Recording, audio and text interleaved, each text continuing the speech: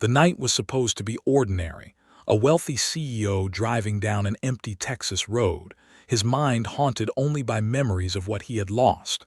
But when his car broke down and he opened the trunk, his life changed forever. Inside, trembling in the dim light, was a barefoot little girl clutching a worn stuffed bunny. Her whispered plea shattered the silence. "Please, don't send me back." In that instant, the world he thought he knew collapsed, and a hidden truth began to surface, one that would test the limits of love, loss, and the power of a father's heart. What he discovered next was darker, more heartbreaking, and more extraordinary than anyone could imagine. This is not just a story. It's a journey you will feel deep inside your soul. Stay with us, and don't forget to subscribe to Hidden Echo Stories for more tales that will move your heart and keep you on the edge of your seat. The night pressed in with a silence so heavy it seemed to breathe. Cole Dempsey guided his sleek black Lincoln down a lonely Texas road, the headlights cutting through a stretch of wilderness that looked like it had been forgotten by time. The hum of the tires was steady, almost hypnotic, and for a moment it felt as though the world had reduced itself to shadows, steel, and memory.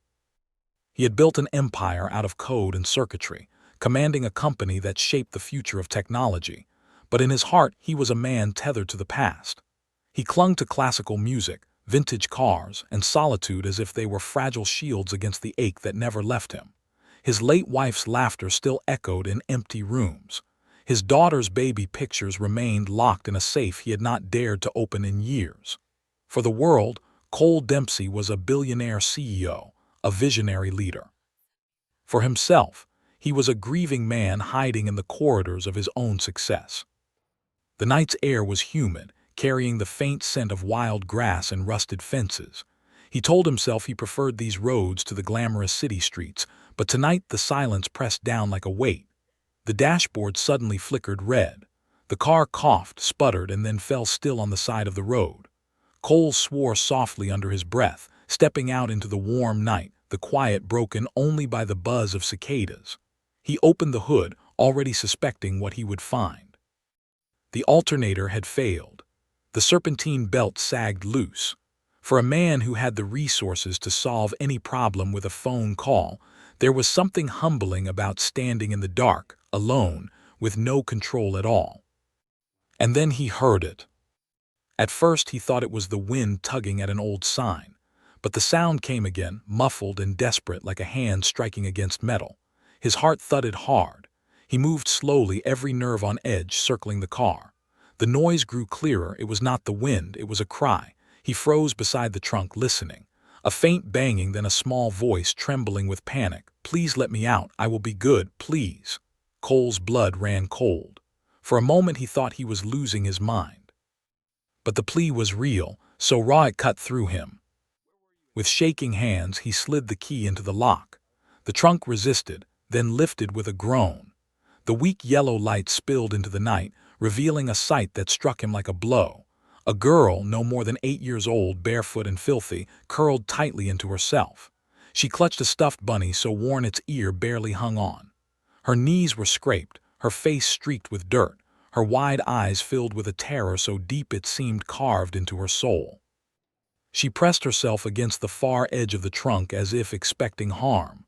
Her voice, hoarse and pleading, whispered again, "Please, do not take me back. I promise I will be good this time." Cole's chest tightened. He wanted to speak, but the words caught in his throat. Who could do this to a child? How had she ended up in his trunk? His eyes caught faint scuffs on the latch, the smear of machine oil along the seal. Someone had tampered with his car. His mind reeled, piecing together fragments that did not yet form a picture. But one truth was immediate. The girl was terrified and she needed help. He lowered his coat over her trembling shoulders, his movements slow so she would not flinch. She recoiled at first, but the warmth seemed to calm her. The bunny peeked out from the folds of fabric, its glassy eyes staring back like a witness. Cole crouched low, ignoring the gravel cutting into his knees. He dialed 911, his voice cracking as he told the dispatcher his location, his disbelief plain in every word. "There is a little girl. She was locked in my trunk. She is barefoot. She is freezing. She needs help now." The dispatcher's calm instruction steadied him. Stay with her. Ask if she is hurt. Ask if she knows her name. Cole leaned close, speaking softly as if coaxing a frightened bird. Sweetheart, what is your name? The girl only shook her head, pulling the bunny closer, her eyes never leaving his. In the glow of the trunk light, he saw something that made his breath catch. A pale crescent birthmark just behind her right ear. It tugged at a memory buried so deep he almost did not trust it. His daughter. His lost daughter, could it be? He whispered gently, promising safety, promising she would not be alone again. She did not answer, but a single tear traced a line down her cheek. Sirens rose in the distance, wailing through the Texas night. When the ambulance finally arrived, lights blazing, Cole stepped back, his hands trembling. Paramedics wrapped the girl in a blanket, coaxing her from the trunk. She allowed them to lift her, but her gaze never left his. Something unspoken passed in that look. Fear, hope, recognition. And in that instant, Cole knew his life would never be the same. As the ambulance pulled away, the girl's eyes searched for him, clinging as if to a lifeline. Cole pressed a hand against his chest, his heart racing with a truth too wild to believe. She looked like his wife. She looked like the daughter he had lost. The dispatcher called his name, asking more questions, but his mind was already elsewhere. The night had cracked open, and through it something impossible had slipped in. A chance. A second chance he had thought would never come. The rain started as he stood on the empty roadside, watching the red and blue lights fade into the horizon. He knew nothing for certain, yet everything inside him whispered the same undeniable truth. That little girl was not a stranger. She was a piece of his own soul returned to him. He did not know how. He did not know why, but he knew he could never let her go again. The fluorescent lights of the hospital were too bright, bleaching every shadow from the corridors, turning the night into something unreal. Cole sat in a hard plastic chair in the waiting room, his hands clasped so tightly the knuckles ached. The coat he had draped around the little girl still carried her scent, faint and haunting, and he kept it folded on his lap like a fragile promise. He had told himself 1,000 times that his daughter was gone, that the past could not return. But the moment he saw the small crescent birthmark behind that girl's ear, doubt shattered. The possibility clawed at him, dangerous and wild. Could this truly be Mellon, the child he had buried in grief years ago? Police officers hovered nearby, asking the same questions again and again. Did he know her? Had he seen anyone tampering with his car? Was there any reason someone might target him? Cole repeated his answers numbly, his gaze drifting toward the doors that led to the pediatric wing. His mind was not in the waiting room. It was with her, that fragile child with wide, haunted eyes who had whispered, "Please do not send me back."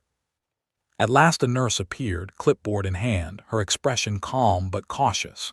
She told him the girl was stable, bruises, dehydration, but no lasting injuries. Yet she refused to speak, refused to explain where she had come from. Only one thing she had said with certainty: she wanted him close. The words pierced him like a blade. He rose immediately, following the nurse through the maze of hallways, each step heavy with anticipation. The room was small, painted in cheerful colors that could not mask the atmosphere of fear. The girl sat on the exam table, her feet dangling, hospital pajamas too large for her thin frame. She clutched the battered bunny as though it were her last connection to safety. When Cole entered, she tensed, her grip tightening. He spoke softly, careful not to overwhelm her. "It is me again. I am glad you are safe." She risked a glance, studying him as if trying to decide whether he was real. Then she whispered almost inaudibly, "Am I in trouble?" Cole's heart twisted. "No, not at all. You are safe here. You can even choose if the door stays open. I will sit in this chair until you fall asleep if you want." She hesitated, then finally gave him her name. "Ella," she whispered, as if testing it herself. He repeated it gently, calling it beautiful, but something about the way she said it felt uncertain, like a mask that did not quite fit. He asked her age, and she shrugged. 8, maybe 9. He thought of his daughter, who would have been that age now. The timing, the resemblance, the birthmark, it was too much to dismiss. The door opened again, and a woman entered with the air of authority. Detective Dana Ruiz introduced herself, her badge catching the light. She was professional, her tone brisk but not unkind. Standard procedure, she explained, there would be questions. Cole told her everything he knew, which was little.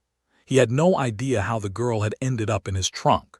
But when he insisted she was not a victim of trafficking, that something deeper tied her to him, Dana studied him with a raised brow. His certainty came not from evidence, but from instinct, from something buried in his chest that screamed she was his blood. Ella shrank under Dana's questioning. When pressed, she whispered again, almost inaudible, "I do not want to go back to that place." Cole leaned forward, promising she would not be forced anywhere against her will. His voice trembled but carried conviction. Dana's eyes softened as she asked if he had other children. The question cut through him like a blade. He admitted the truth he had avoided for years. He had once had a daughter who disappeared as a baby. There had been investigations, but no answers. He never stopped mourning. Dana jotted notes, her face unreadable, but her silence said she was considering the impossible connection. He dared not speak aloud. Later that night, as the doctors reviewed her chart, one detail emerged that froze the blood in his veins. The girl had a unique birthmark behind her ear, a crescent shape identical to the one his daughter had carried since birth. The doctor whispered it was rare. Cole's chest tightened, his vision blurring with tears. He demanded a DNA test. Dana cautioned him not to get his hopes too high. Children in trauma sometimes adopted false identities, sometimes even invented connections.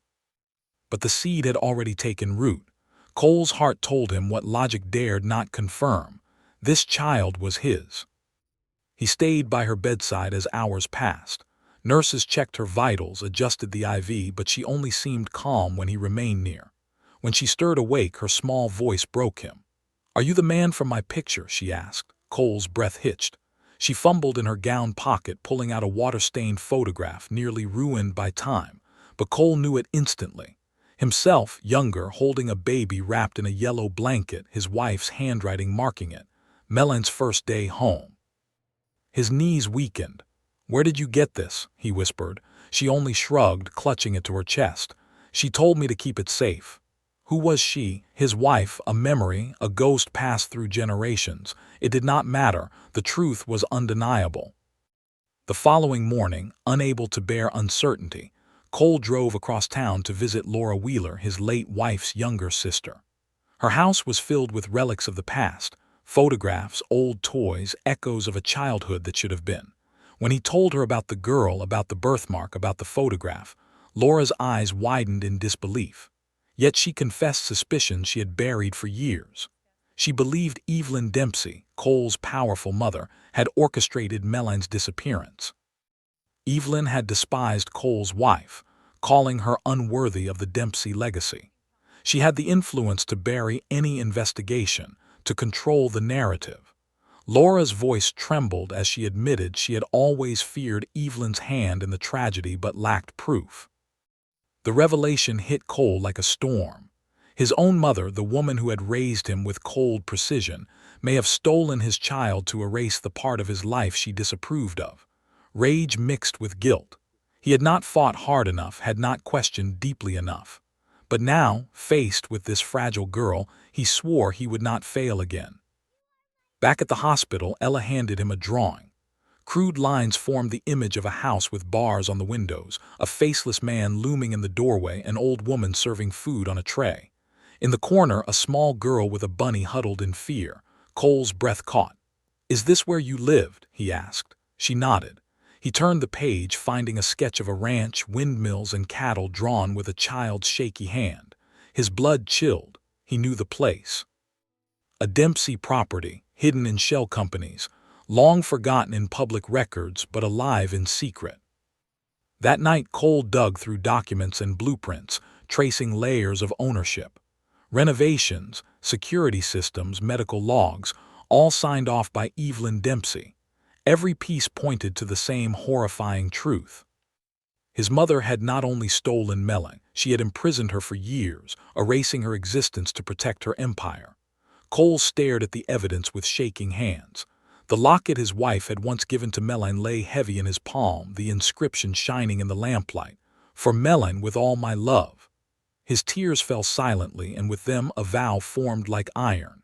He would uncover every secret, no matter the cost. He would bring his daughter home. The drive out to the ranch felt endless, each mile carrying the weight of memory and dread. The Texas landscape stretched in shades of gold and gray, dotted with windmills and scattered cattle that wandered beneath a cloudless sky. Beside Cole, Detective Dana Ruiz reviewed the file again, though she already knew every detail. Property transfers hidden under shell companies, invoices for renovations paid in cash, and medical logs that spoke of a child living in isolation. Cole's jaw remained tight, his knuckles white against the steering wheel. He had grown up visiting this property on rare occasions, never suspecting it would one day become a prison for his own daughter. Now every mile closer made his chest ache with guilt and fury. When they arrived, the house loomed at the end of an overgrown gravel drive. The Victorian structure sagged under years of neglect, paint peeled by sun, windows clouded by dust. It looked abandoned, yet it hummed with secrets. Cole parked in silence, staring at the place as though it might come alive and swallow him whole. Memories of his childhood flickered, the echo of laughter, the smell of summer grass, but they dissolved into the chilling reality of what had been done here. Dana touched his arm, grounding him. "Stay close," she said. They approached the house, the front door locked, but Dana's practiced hands opened it with ease. The air inside was stale, carrying the scent of dust and something older, something that whispered of hidden years. The living room was almost bare. Sunlight filtered through grimy curtains, falling on sagging furniture that seemed more like props than possessions. Cole's eyes caught faint handprints smeared on a window, small and desperate. They searched room by room. The kitchen held a calendar marked only with days, no names, no notes, just silent tallies of time. The pantry was stocked with shelf-stable food, as if someone had prepared for confinement rather than living. Upstairs, one room contained only a bolted cot and broken crayons scattered on the floor. Dana picked up a crumpled drawing. A child, small and alone, drawn behind thick lines like prison bars. Cole's throat tightened. "She was here," he whispered, the words breaking. In the master bedroom, hidden in a closet, they found a safe. Dana's hands were steady as she worked the lock. When it opened, the contents made Cole's knees weaken. Forged birth certificates, medical records under false names, a stack of surveillance photographs of his late wife holding their infant daughter. Evelyn's handwriting filled the margins with notes, cold and meticulous. "Erase ties, control legacy, sever memory." Dana's voice was even as she read, but her eyes betrayed disgust. "This was not just abduction," she said. "This was erasure. She wanted to make sure your daughter never existed." Cole stumbled back, gripping the wall for support. His own mother had orchestrated every detail with precision, sacrificing flesh and blood for her empire. In the basement, the truth deepened. The air was damp and cold, the walls etched with marks where restraints had once been. A pile of sketchbooks lay abandoned. Page after page showed the same figure, a little girl with wide eyes, always clutching a bunny, always reaching for something beyond her grasp. Some images showed her crying, others standing in silence, but each one carried the weight of years spent in shadows. Cole's hands trembled as he flipped through them. One drawing showed a man and a child holding hands in front of a large house, a small heart in the corner. His vision blurred. Even in captivity, even in fear, she had remembered him. They left the house with boxes of evidence, the truth undeniable. As they drove back toward the city, Dana called for protective custody orders, her voice steady, professional. Cole stared out the window, his mind heavy. The evidence was damning, but it could not erase the years lost, the childhood stolen.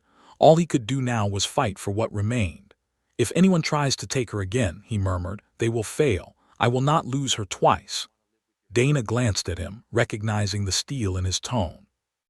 Back at the hospital, Melanie woke from nightmares, her small body shaking as she clutched the bunny. When she saw Cole, she reached for him, her eyes searching for reassurance. He knelt beside her, promising she would never return to that dark house. She seemed to believe him, her breathing slowly evening as she drifted back to sleep. But outside her room, the shadows lingered. A man had appeared at the hospital claiming to know Cole, a name from the past, Thomas, his mother's longtime driver. Meline identified him as the one who had brought her food in the dark house. Security turned him away, but the warning was clear.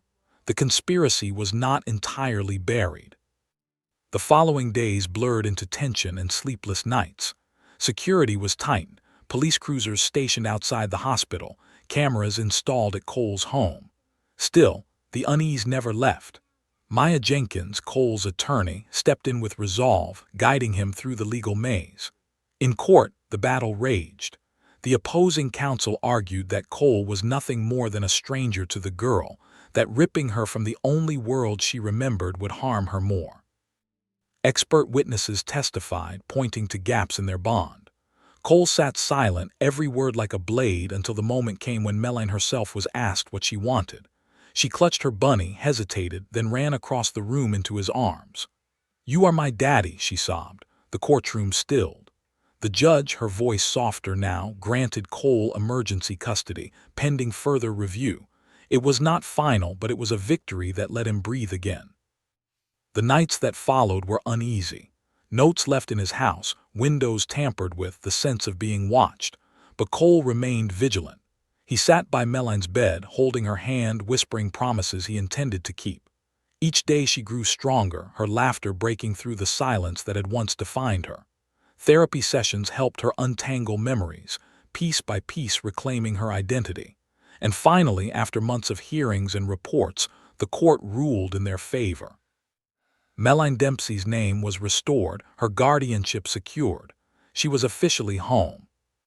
The spring air carried the scent of blossoms as Cole walked out of the courthouse, his daughter's hand firmly in his. She looked up at him with bright eyes, full of hope. "What do we do now?" "Daddy," she asked. Cole's voice broke into a smile, something he had not felt in years. "Anything you want, Meline, anything at all." For years he had lived in silence, haunted by loss. Now, with his daughter beside him, the silence was broken. They stepped into the sunlight, father and daughter together at last, free at last. And though the past would always cast its shadows, the future stretched before them like an open road, wide and endless, waiting to be lived. There are stories that live in the headlines for a week, then vanish. And then there are stories that carve themselves into the human soul, stories that remind us of what we fear most and what we hope for most desperately. Cole Dempsey's journey is not just about a millionaire CEO who found a child in the trunk of his car. It is about a father who was given a second chance, a child who was stolen by cruelty and returned by fate, and the unshakable bond that proves love is stronger than legacy, stronger than lies, stronger than time itself. For years, Cole built walls around his life, convincing himself that grief was safer than hope. And yet, in the most unexpected way, hope returned to him in the form of a little girl with dirt-streaked cheeks and eyes that mirrored his own. What he discovered was more than a mystery unraveled. It was a rediscovery of fatherhood, of purpose, of the truth that had been hidden in shadows for too long. The fight was not easy. Courts, conspiracies, and the ghosts of betrayal rose against him. But through every obstacle, one thing remained: his refusal to let go. His daughter had been taken once, but never again. When Meline finally whispered the word "Daddy," the years of silence broke. It was more than a word. It was a promise that the past could no longer hold them captive. Together they stepped out of the courtroom, out of the shadows, and into a future they would build hand in hand. Healing would take time. Scars would remain. But in every laugh, in every drawing, in every quiet bedtime moment, they were writing a new chapter. A chapter not defined by what had been stolen, but by what had been reclaimed. And this is where we find the heartbeat of this story. Not in the wealth of a CEO or the cruelty of power, but in the resilience of love. The kind of love that waits in silence, that endures loss, and that leaps at the smallest glimmer of hope. It is a love we all long for, the kind that reminds us we are never too far gone, never too broken, never too lost to find our way home. If this story touched you, if it reminded you that even in the darkest moments there is still a chance for light, then let it be more than just a story you heard tonight. Let it be a story you carry, a story that makes you look at your own life and see the bonds that matter most. And if you believe that stories like this deserve to be told, to be remembered, to echo in hidden corners of the heart, then we invite you to stay with us. Subscribe to Hidden Echo Stories, where every tale is a reminder that even in silence, even in shadows, love can still be found. Because sometimes the most powerful stories are not the ones that end with wealth or victory, but the ones that end with a father holding his daughter's hand, whispering, "You are safe now. You are home."